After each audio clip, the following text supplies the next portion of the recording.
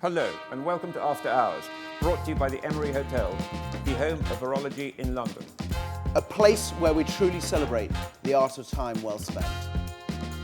Joining me is none other than the brilliant author, historian and journalist, Nick Fowles. Together we'll be sharing the heady cocktail of all the things we love most about the watch world. Tune in as we unveil the rock stars of haute horology, one-of-a-kind watch designs, an exclusive window into the world of watchmaking. Oh, welcome Rexhep Rexhepi! Yes! How are you, sir? Hello, Good how to are see you? Great to see you. Thanks for coming. Thank you very much. I feel like I'm not worthy. I know. I They're feel sort of- very lucky. They've declared it a public holiday in England, your arrival. It's so good. Seriously, how long is your waiting list for your watches now? I don't know. Next century, next millennium, next decade? I don't know, but for sure we have a lot to do. Yes. And sometimes it's quite frustrating because, you feel bad because at the end, it's a work, it's a passion. So I'm very happy to see people that wanted our watch. So we're trying to do our best, really. But the way that we're doing, it's still very challenging. So yes, it's a lot to wait.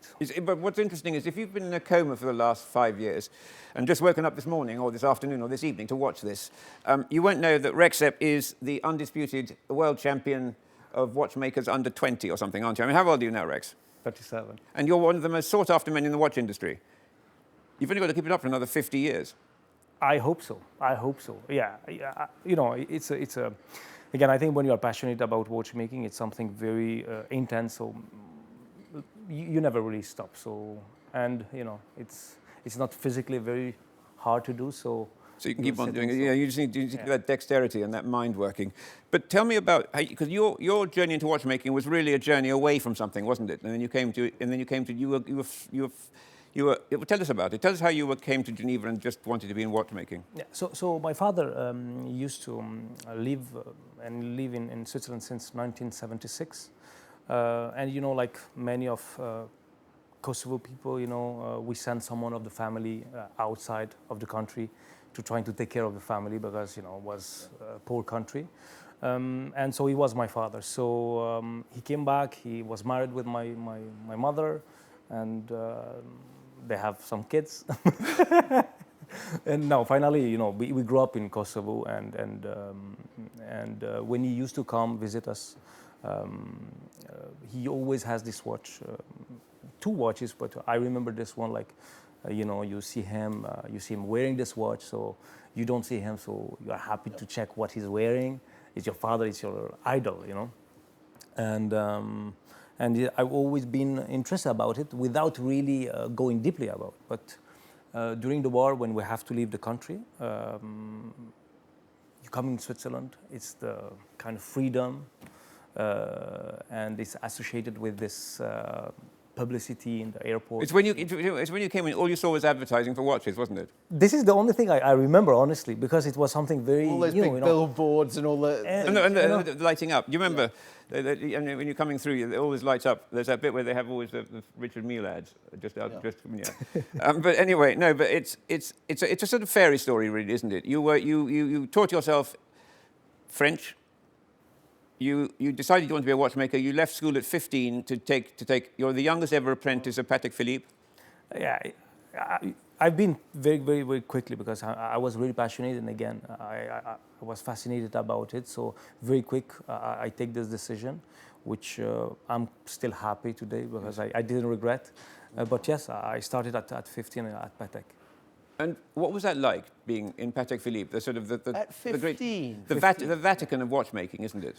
It's the Vatican of watchmaking. I'm very, and more today, I'm really, really proud to tell this and to say that, I've been very lucky to participate and to do this apprenticeship because you're doing, all the bases. You learn with the best, and I have a lot of respect for certain family because I think what they're doing, what they infuse in the... You get to appreciate it when you're older, don't you, with them? Because it's sort of... You're just amazing that they're commercially relevant and they're also aesthetically and mechanically and engineering-wise really quite advanced. And yet it's like they're a normal watchmakers. If you weren't a person who's interested in watches, you just want a nice watch. You say, what do I buy? I buy a Patek and a Rolex, and job done. And yet they also cater to people like him, who is just a sort of maniacal collector of anything, especially owned by Gianni Agnelli. Oh. Gianni Agnelli's iPad or something like that. But I mean, you didn't realize when you were 15 what the great chances was? No, honestly, no, because yeah, for sure, it was really passionate because you know you go all over the workshops and you met many experiment people and you don't see it really, because at 15 you're just a kid, you know, and even after. But today, you know, when I look back and when I look at the history, when I go into the museum, you know, Patek Museum, which is incredible, you know, I just feel. And when I'm doing every day this, I realize it's difficult, you know, to invent something, to bring a new aesthetic. And yeah, I have really a lot of respect for that. And again, I was really looking very proud to say that I've been there. But at 15, look, I think of my son, and I'm thinking, my good God, my son going to go and work for Patek at that time. I mean, firstly, that is amazing. But you must have had some skill before you went into Patek as an apprentice. I mean, I started, you know, in Kosovo we grew up like it was really cultural. If you want something, if you want to play with something, you have to build your toy. You have to really show that you are interested about it. So it's in your it's mind. Already there. But after that, you know, between 12, because I came in Switzerland at 12. So at 12, it's a very difficult period because you have to integrate it. You have to learn a new language to make friends. So you didn't really had that much friend. So I find this watchmaking something very passionate. So I started to read. I started to try. You know, I used to doing just a practice in Chopard. I remember at 14. You know, they gave me this tool to do it that we're using normally for cleaning a file. Yeah. And you know, I started to file. It was a disaster. It was a disaster. But you know, after this day, I just go back buying some tools, and I started to train myself. And when I go to Patek for the final practice, yes. Was something different level, you know, because I learned. So you are passionate. It's always like this. If you are passionate, you go, you try to train yourself, and I think yes. I'm sorry to take it in a sort of linear process, but when did you go and work for François-Paul Journe? So I've been to first B&B Concept, and after that I joined him in 2010. Okay, so B&B Concept for the people who've been in a coma since 1999 was a movement supplier, wasn't it? Yes, movement supplier for Hublot and yeah. other brands, yeah. And it was really interesting actually. We used to do crazy. Yeah. Yeah, but that was the time of kind of OTO's over-the-top watchmaking, wasn't it? I mean, the sort of 2008, 2009. Yeah, it's insane.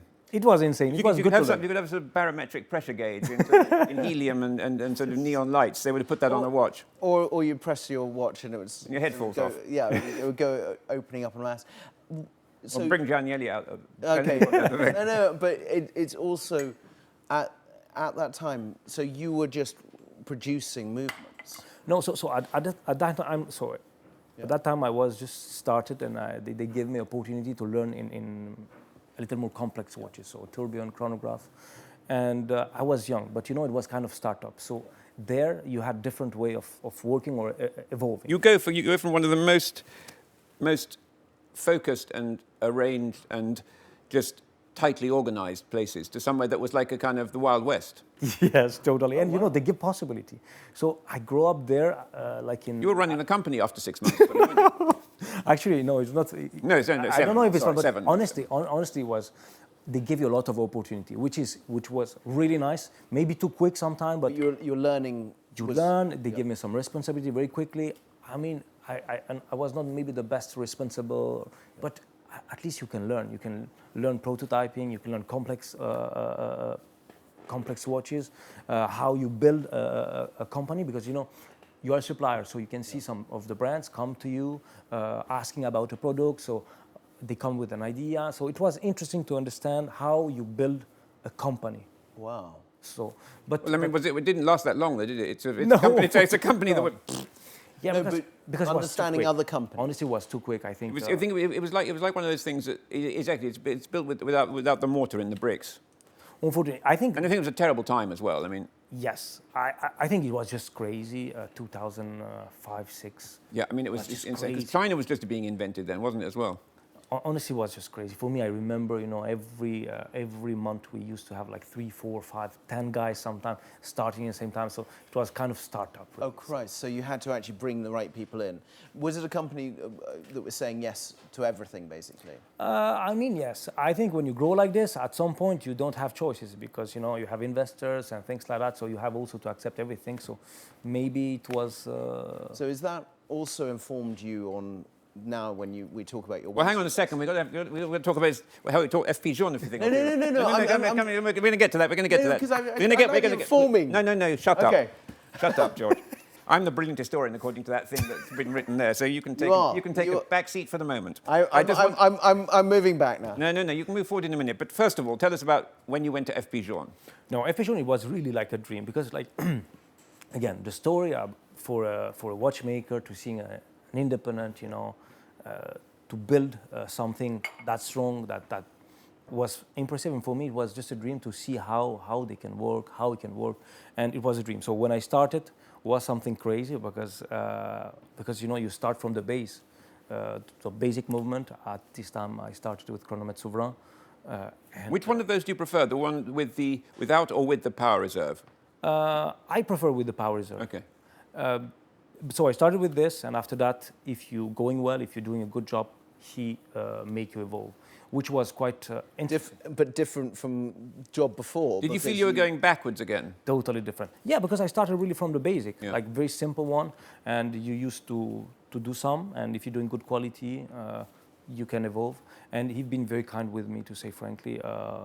He's been very supportive on that because, you know, he made me evolving. I did a few other products there, and it was really interesting in terms of... What things did you work on when you were there? Octa also, Octa and family, and resonance. So the resonance, that's an amazing thing, isn't it? Yeah, for me was one of the most... I mean, I really love this watch. I mean, it's one of the most important watches of this century, I think, so far. Even though it's an 18th century concept. Yeah, but, you know, it's very romantic, you know, for me to put these two movements resonating and say...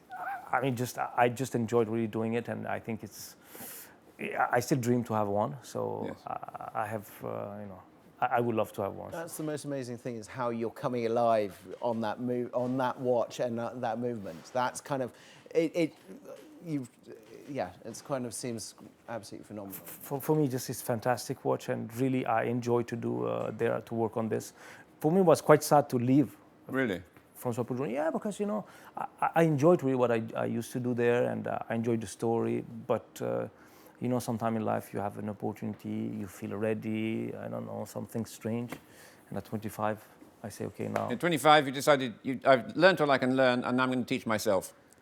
So 10 years later, I mean, you gave up, and 10 years later, wow. I think it was too early, to say frankly. If I think back, it was too early. But at the same time, you know, 25. You're a young kid, you believe the dreams, you know, you're a little... Did you say you had an opportunity? What was the opportunity? No, because, you know, at this time, again, to build a company, at this time I think it was less famous, independent, you know. Yeah. You can't bring a picture and, you know, say, okay, and it's sold out after... Give me 100,000 francs, please. You know, it was really not like this. And it's all the internal angles and the bullshit, and the perlage and the coaches and and all this... Really not. So you know, I had to find the money, to have the money to build a company, and I used to know a few people, and one of the guy who called Pierre Favre, he asked me, say, oh, if you come help me, I can find a solution to give you some hours of one of my engineers to build or to work in your next project, which was a base of BNB concept. Oh, wow. God, yeah. So it's like an old friend coming to you. Exactly. The chronograph Tourbillon, the AK-01, it's an ébauche, was BNB concept. And after that, because of the... I never knew that. That's fantastic. Because of the how can I say that? Financier. Yeah, of BNB concept. So MHC took it. So Pierre Favre was the guy who was running this company. And he allowed me to take this movement, to rework. So this is why, you know, I find this kind of balance. And the chronograph tourbillon for me was one of the important watch, because I think the chronograph is one of my favorite complications. The tourbillon one of the 10 days tourbillon, for example, I used to work in Patek. Oh, that's a great watch. I used to have in my hand, first time That's a ever great watch. a That's a great tourbillon. watch. And for me, it was something so... And the great thing is you don't see the tourbillon unless you take the watch off, which I really like. It was incredible. I remember, you know, it was without strap, you know. So you hold really the heavy. It's quite heavy. Yeah, it's watch, a heavy old watch, isn't it? And you look at it and you turn it. It was my first time to having a tourbillon in my hand. So I say, oh, this is fantastic. And this watch has like tourbillon and chronograph. So it was a nice watch to start. So this is why. I love it to start a watch. We start with a chronograph tourbillon. And also, you know, you're young, so you have to show people that you... And then you went a year without selling anything, right? For the first 3 years without selling. So it was... So quite hard first few years. I mean, it was... Sometimes, you know, you don't want to playing this and to being a drama, but yeah, it was really hard. So you were going around in the streets of shoeless in Geneva? Yeah, because...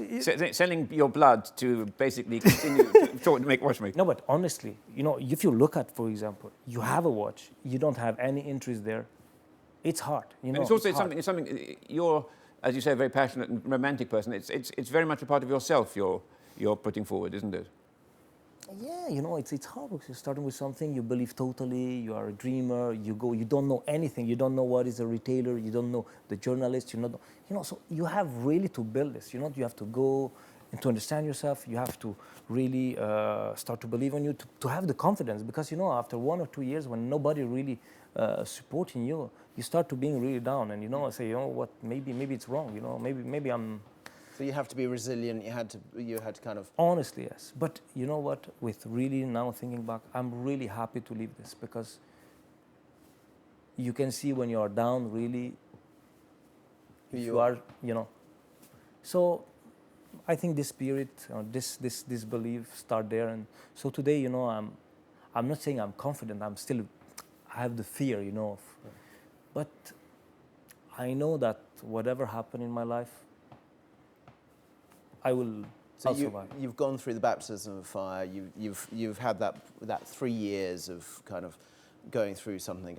You know, you talk about dreaming. I dreamed to travel back in time and see you on. That would have been one of the most amazing things to have bought some watches. I think a lot of people would think that way. But tell me, Akrivia was that was the first thing, wasn't it? Yes, yes. And that was more. How would you describe the design? It was. I think more different, you know. For me, I dreamed about say, okay, I learned the traditional watchmaking. I want to bring something different. So this is why we bring a case. I believe quite different, quite aggressive still. Yes. You know, a little neoclassic 70s. So I don't know if it was wrong or not, but at this time people didn't really accept this watch because I think I realized that watchmaking is still quite close. They don't like when you bring something totally new. You have to go in something soft, you know. But then you had the greatest hit. This is your who did Bye Bye Miss American Pie? Johnny Cash. They asked him what it said. They asked him, what does it mean, Johnny Cash? Is no, it's Don No, not Don McLean. Yeah, Bye Miss American. Bye Bye Miss American Pie. Yeah. Johnny Cash. Who thinks Johnny Cash? Johnny Cash was Man in Black. Oh, well, anyway, whoever it was. He was asked one day about what Bye Bye Miss American Pie meant. And they said, it means I never have to work again. Which I think is quite a good answer. But can I just scroll back from that 3 years, when you were having that 3 years of hardness, and then what was that first kind of, the first guy that... Don McLean, you're right, Don McLean. Yeah, Don McLean. You're right. But what was that first person that came and brought one? Was it kind of... I mean, that for me, the first customer, how did they... He's never come back, has he? No. You know... Wow. It's very interesting because, I mean, I'm still in contact, but he just wrote me a message a few time ago. But what is interesting about it is, I think he doesn't really like the watch. He doesn't really. He was not really. I think he was just a human guy. I think he'd been through many things in life, and I think he just see that you have passion, and you know. And I think he was just supporting me. So wow, you know, that's lovely. Isn't it? This is really lovely, and I have to say, when this happened, it gave me a lot of confidence because again, I think I was a little more mature at this time, and I say, you know what, I know what I'm doing. I'm trying to do my best. I'm quite honest. You know, I'm trying to do just my best.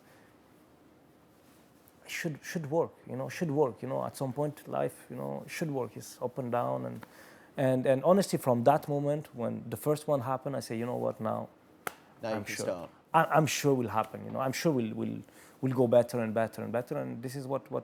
So that single person hasn't brought another watch that I can't. That for me but is, that's fantastic. That is an amazing story. It's even better that he's not really a watch lover. because it's just a nicer thing to have done. Do you know what I mean? And supported you at that point where, as you said, you were at the lowest point. Now can we talk about the greatest hit now? Okay, moving on to the greatest hit. Sorry. Your breakthrough album, as Don McLean said. Okay, sorry. Bye, Miss American Pie. Right. Go on. So your greatest hit. How did that come about? How did the chronometer come about? Chronometer contemporary. No, so for me, it's a simple watch. You know, it's a classic watch. Again, my education in Patek.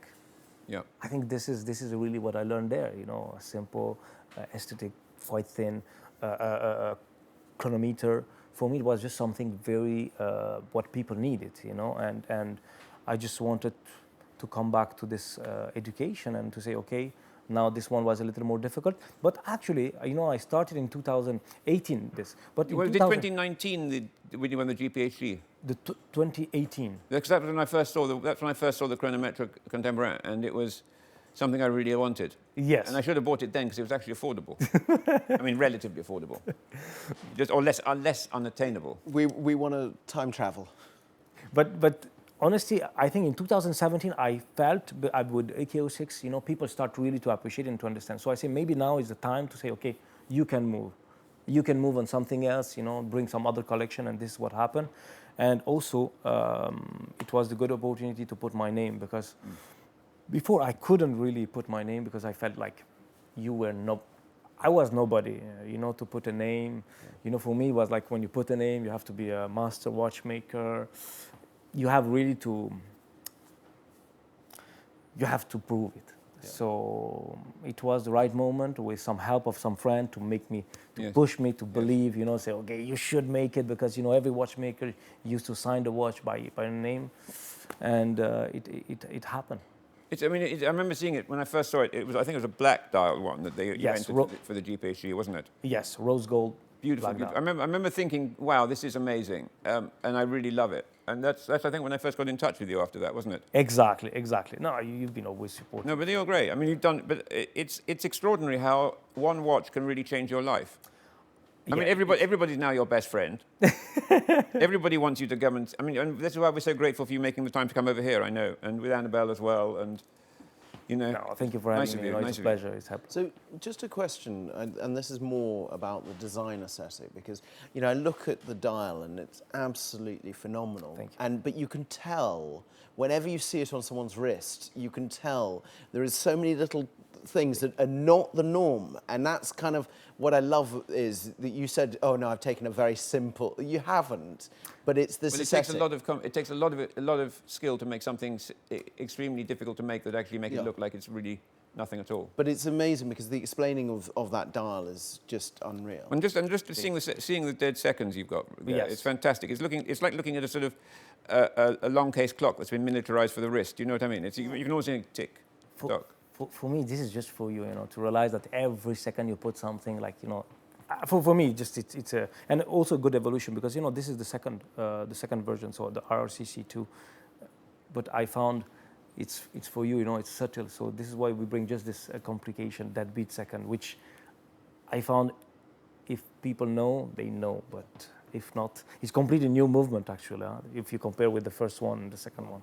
Was it? Did you have no Bosch for the first one or not? Sorry? Did you use a base? No. So you worked straight from everything? No. So from 2014, I started really my new movement and in-house movement, because, again, you know, this is also something was strange, because when I started with an Bosch, which I used to communicate very openly in my website. But, you know, a lot of people really judge me because of this, you know, and I didn't understand, because if you look at almost all of the watchmakers, and I can tell this openly, almost they're using a Bosch. Okay. You know, so I was, why people why people really... And you've worked inside these guys as well. And Yeah, but you know, I didn't understand, but it's okay, no problem. But I mean, some of the greatest watches in the 20th century were made with a boat. I think it was, what was it? Was it Valjoux that supplied the the caliber for the base caliber for the 2499 from Patek? And I think the 3970, wasn't that Le Mania caliber? I think it was something like very traditional to have, like to use. Yes, it was normal. It was normal. It was normal. Yeah. You just then use that, and then you change the wheel, train, and all this kind of thing, and you did it how you wanted. But this is why. But again, I don't know why people really like judging me because. But I was still believe that I did a good job with this evolution. But anyway, this pushed me to start really to doing the movement in house.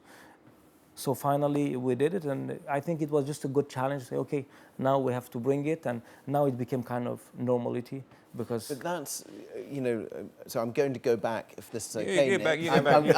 I'm going back. Wake me up when you come, wake me up when you get to the present. No, when you worked for the startup that then crashed because it was taking on too much, at the point when you said, I'm going to make my own movement, it must have been quite a big investment to try and get to that next stage, and also saying, I'm going to do it the amount of, because you don't want to be on this kind of trajectory that you learned in the past, or am I wrong? Honestly, to say, you know, for me, I just spare maximum money all these years. So I remember I used to have 120 Swiss francs. You know, I put 100 on my company, but to say frankly, I didn't know anything about the cost of anything. I was just a young kid without listening that much and just start, and it was just discovering. And to say frankly, the first 6 months I spent 70 and something thousand. The watchmaking was still okay because I used to do it myself. So the decoration. So you trusted it was you? I mean, I didn't have choice. Yeah. So, but it was a disaster because after a few months again, I need money. Yeah. And there you say, okay, what you have to do. So I started to work with other people, some advice, some prototyping, and this is why I maintained this until 2015, which was the first one, and after that, say, okay, but. And so 10th anniversary of a sort next year. So well, this year actually probably, or maybe last year when this is broadcast. I don't know. No. It'll be this. Maybe I'll be celebrating my 70th birthday that day. But on now, just that GPHG, Yeah. you know, 2018. 18, yes. You know, people started seeing or discovering more. But that's what I'm interested in. Yes. You said before that, you know, you had the watch out, but GPHG, did it change the perception in the world for you? Completely. Okay. You know, for me was something, again, The all the GPHG. steps, GPHG changed completely the image. It really was a big thing for me, you know, big thing for me because, again, I remember the next morning I received like, I don't know how many emails, you know, I said, wow, this is something crazy. So it was a change, it changed my life, 100%. Because outside the watch world, people don't really know how big GPHG really is. You know, I mean, for me at this moment, I tell you, was totally different. Really like day and night. And Chris Granger, one of our other guests, Yeah. he won the GPHG, and he was actually almost breaking down in tears when he collected the trophy. It was absolutely amazing. But what the reality is people don't realise it is the Oscars in the same way. It changes the trajectory of some watchmakers, but also what it is, that pat on the back for certain designers and people in the industry. It really does boosted your career or the... For me, yes. Okay. You know, I always remember. You know, you have many things that change, but this one also was something different. It was a step change. Oh yeah, totally. And really, I'm very happy. So thank you to GPHG. No. Really The GPHG is grateful for your service on the jury as well, when you're not actually entered yourself. So what happened with? What are the next big steps? With the LV collaboration, was that an important thing for you? Also, you know, this again. Today we are in the. I mean, I don't know if I can say a good position, but you know, we are in a position that we choose a little more things that you can doing some for friendship and have to correspond to you. So, for example, this collaboration first was more for friendship and really why they did this collaboration, and for me also was important because today people seeing the collaboration with Louis Vuitton because you know you have a small watchmaker to do with an important, maybe most important luxury brand, but I feel Everybody said you'd been bought by LVMH, didn't they? no. Everybody was saying they sold, he sold, he sold. And then... There was that rumour that went round. Everyone thought that. Everybody thought... We were all like going, Everybody oh! thought, but I mean, that's a bit... It was fun. I think it was fun. It was fun. It was fun. And also, it's going to be a very valuable thing in the future if you maintain your top of the world status for another 50 years. I mean, that's going to be a sort of item of cultural interest and historical significance, isn't it? For me, I like just surprising people, and I think it was just good surprise. I think nobody really expected to having like a collaboration with Louis Vuitton. You know, I just feel again like you have a small watchmaker we're doing with a big brand, and I found just interesting to see these two worlds, which I think most important because really I accept because of Jean also. Yes, and he's a very charming man. He's a very nice guy. I like his passionate. So this is why He loves watches. He really does. He really does love watches. You know, when you really... I mean, I don't know why you were so surprised, but it's I know exactly what you mean. It's very welcome. He's such a nice man. he's a good guy. He's a very good guy. And, you know, what he's done with the LVMH watch prize as well. That's, And also what he's done with that tambour, which was a shocking watch. Before. And I mean, it's still not. Well, I wouldn't wear it now, but I mean, it's much better than much less disagreeable to me than it was. I mean, so you know, hats off to Jean Arnault. We should have the Jean Arnault fan club T-shirts made. Well, yes, definitely. But before we do that, what will happen to Akrivia? So, you know, I started with this. For me, this is the house, and is my brand, my company. It's there. I will not do any more watches under Akrivia. Okay. So collectors out there, start buying your Akrivia watches. Because I think it's just, it's good. Again, my company stay, the house and everything, but I don't think so. Maybe I'll do other things. We'll see. Maybe. But Wow. No. Are we hearing something new? I like to joke with that. We never hear anything new on this show. No, I like to joke with that, but again, I just wanted to focus today on my name because, again, it's true. If you're doing a watch, makes sense just to sign. And when I look at the history, I think I look at some watchmakers, they all sign with the name, and I think today I maintain and like this, and I think it's aesthetically, you know, Recep, Reghepi, you have the symmetry. It's all about. I can see your face lights up when you. It's a real sense of achievement there. You've now got your own enamel studio, haven't you? Yes. You've got your own strap making atelier. Yes. You've got your own case making with Jean-Pierre Hagman. Yes. When are you making your own springs? Actually, it would be very nice. Yeah. Because you know, again, why I'm starting really to do this for two reasons. One, for the freedom, really, and this is very important. And again, I keep telling this. I'm not complaining about supplier because they have their challenges. They have to make money. They need some volume and everything. But I tell you, for me, it's very, very, very difficult to have the quality and to make people understanding where I want to go. Yeah. And I understand them.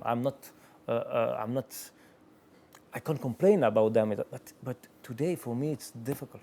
But you become the master of your own destiny And by having. I mean, how many components are there in say the what you're wearing today? How many components? 214. And if you didn't get one of those components, You can't deliver. you can't deliver. You can't deliver. So this is why. But again, this is a challenge that every watchmaker had. But when you're building your own movement, when it's a new movement, you can't really have components like this. You have really to make them. You have to make them. You can find a supplier to make them, to have the good quality, or you can do it yourself. So today, I'm very, very happy. It's challenging, but I can tell you one thing, that I'm even more motivated today just to do more and more things in-house. And again, we have still some suppliers that we love them and we will continue to work. But if at some point I don't have the quality, you know, I'm 37, I'm young. I have really to think about my future. And today, if I deliver you a watch, I have to be responsible of that. So it's not a joke. And it's your name on the dial. We know where to find you now as well. No, but but honestly, and this is it's very sensitive for me because sometimes, you know, I say, "What, guys? You just have to understand me." But it's like this, you know. It's like this. I will not complain. I stop to complain. If I have to do something, if I have to find solution, I will do. And today it worked because we have, yes, it's true, we have enamel, we're doing component, we're doing gongs, we're doing You do make your own case. gongs? Yeah. Who makes that? Who makes the gongs? I have a Gong making workshop. Yes. The gong making workshop. Next time you come, I'll show you. Yeah. But really, I'm very happy for that because, you know, And this is why sometimes, you know, my frustration is that people see it, it's good, you know, some sales, some this, but really people have to understand what I really want to do, you know. It's not about saying, okay, I'm doing some watches and I'm selling some watches. You know, I want to teach myself, you know, I want to learn. I want to go to learn with people. This is what we did with Mr. Hagman, you know, when you meet these people, because, you know, when you start at 25, what you want? You want to do a watch yourself, to be very selfish. And I'm very selfish in my product, but with all this experience, what I learned is important to transmit. And today, I'm very happy to having some teams, some people that doing some of the stuff, because you can learn, this inspire you, and eventually you teach some people and you can transmit back. So honestly, I'm very happy with what happened today. I'm very frustrated because, you know, I want to do better and better and better, but I'm very happy because I feel some people that they are happy to be there, to learn, to spend things, to spend time, you know, and I mean, this is what I love about watchmaking. So a side note, to a degree, 15-year-old you, are you now bringing in, is there any young people that are coming into your, you know, that are those, because you were inspired by the watch world at that point, you went into Patek at that point, that is, you know, to come into you is also that, you know, the pinnacle. So it must be, you've got some young people that you're fostering to bring forward. I think still for many people, Patek is the... Oh, it is the pinnacle. No, it is the pinnacle, but for me, I'm very happy if we can at least have 1 or 2 or 3 or more maybe. Yeah. But for me, it's beautiful to see that some of the young people, they want, or it's a dream for them to come to see and to learn. And I think even more importantly, given that I'm now 60 years old, you actually employ some old people as well, don't you? Some older than me. But you also, the man who got the Grand Prix Jury Award this year, wasn't it? Hagman, yeah. I mean, talk a bit about Hagman, because he's nobody ever really, until you pulled him back into the spotlight. Nobody really. Now everybody was a great Hagman expert. Yeah, I mean, it was a dream again. When I've been in Patek, when I was 16, 17, a lot of people used to talk about his cases, you know, and for me, you know, I started to say, oh, this would be a dream one day to go and to see this guy and to ask him to doing a case for one of the watch that I'm doing it. Like, this was kind of a dream. And with years, I realized that it was retired, you know, and in 2019, I contacted him for asking him if he can just help me to do a case. And he said, oh, I come back to you. And he just came one day visit. We sit, we speak for 3-4 hours. And I explain my project and what I want to do. And the guy say, oh, I can help you. I say, wow. This is why I'm lucky. You know, I'm really lucky for that. And honestly, I was really happy. And he's really happy as well, because he's getting, I hope he's happy. He's getting the recognition. I mean, he's got the recognition of the industry. And you are, I mean, obviously times change, and, you know, people didn't celebrate their individual suppliers or craftsmen, and I think now they're more open to that. But I think you really did something very good. I mean, it's good for you, obviously, but it's also great for him. For me, if someone gave it to you, if someone like he has this knowledge, and for me, I respect everyone who do something good, honestly. So this guy did something very incredible, very crazy for the industry, and I'm very happy today to share a moment, to learn with him, really to learn with him, and I'm happy that today, or for the professionals for many years, I think they recognize his work, but maybe more people today know about him. Yeah. And I'm really happy to participate to this also, eventually. But, you know, I'm a very lucky guy. I'm a very lucky guy, because sometimes, you know, you meet people, they help you, and it's been hard, it's true, but today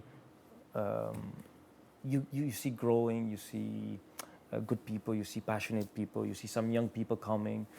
We used to having young people because they more experimented people they didn't want before. So today you have more young people, they want to come to learn, which is really good, you know. And for me, when I look at back, you know, I learn from Patek, I learn from Journe, and today I'm able to do my workshop.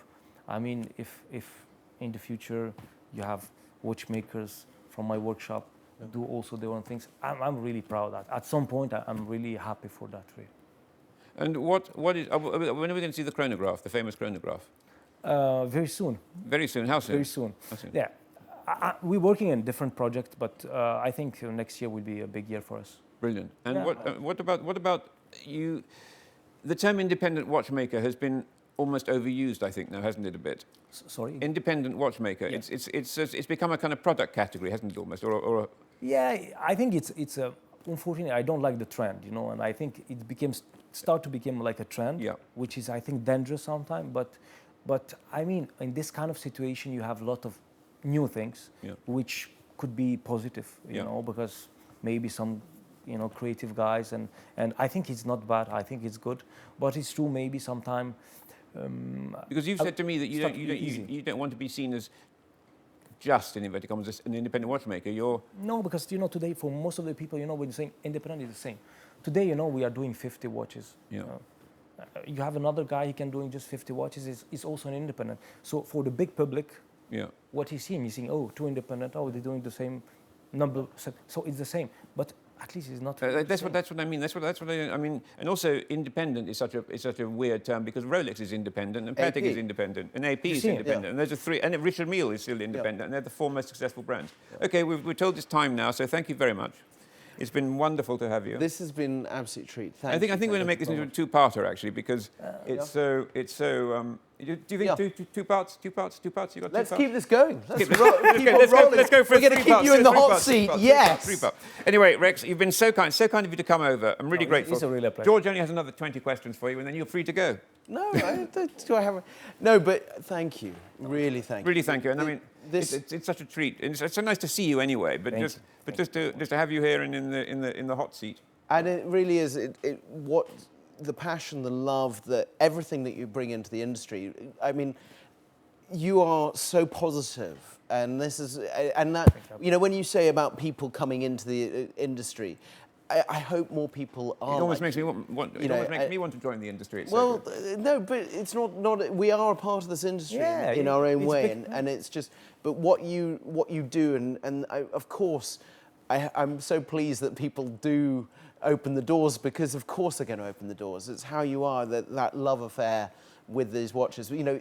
And this was the interesting thing. Before we were filming, you showed me on Instagram someone's movement, and you said, "Look at this movement." And I was like, it's on the discovery. You're not where some watch people are like, "Oh, you know, I'm bored of watches." I can't be. This is what I'm so grateful for, that we all love watches. Yeah. We're going on to do episode 3 now, so we better really go because it's too much time. Thanks so much, Rex. Thank you very much. Thank you very much. Thank you very much. Thank you very much. Nick, that was absolutely amazing. Wow. I mean, truly inspirational. I feel quite tired, actually. It was a marathon piece of broadcasting. I think that's a 2, 3, 4, 5-parter. That's a mini-series. Netflix. It's 20 episodes. No, honestly. Who's going to play me in the movie remake? I can't wait. I'm wondering who would. Maybe Eddie Redmayne. Eddie Redmayne. Me as the young... The Jackal and Nick Faust. Yes, and the younger me was when I was an assassin. When I was an assassin before I became a watch writer. Yeah. Thank you so much for watching. Please subscribe to us. And absolutely amazing being here at the Emory. And seeing Rexhep, seeing you, what could be better? I mean, what amazing. Anything better than this is watching it on the internet. Definitely. See you next episode. Thank you very much. Bye.